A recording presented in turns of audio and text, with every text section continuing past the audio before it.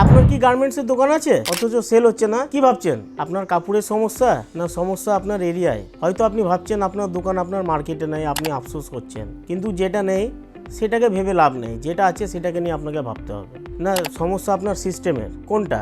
আমি আকাশ আগরওয়াল 16 বছর ধরে ব্যবসা করে একটা জিনিস কিন্তু খুব ভালো করে বুঝেছি, যারা শুধু কাপড় বেচে তারা কোনো মতে টিকে থাকে, আর যারা সিস্টেম জানে তারা কিন্তু ভালো ব্যবসা করে। আপনি কি সময়ের হিসেবে নিজেকে কি পরিবর্তন করছেন? আগে 10 বছর আগে যা সময় ছিল আর এখনকার সময়ের মধ্যে অনেক পার্থক্য। তা আপনি কি 10 বছর আগে যা ব্যবসা করছিলেন এখনও কি ওই পদ্ধতিতে ব্যবসা করছেন?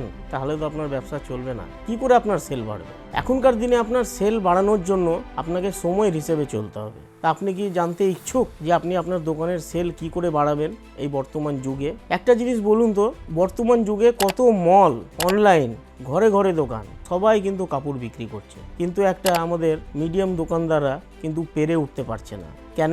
ওরা 10 বছর আগে যে হিসেবে ব্যবসা করছিল আজও কিন্তু সেই হিসেবেই ব্যবসা করছে, কিন্তু সেটা তো করলে হবে না।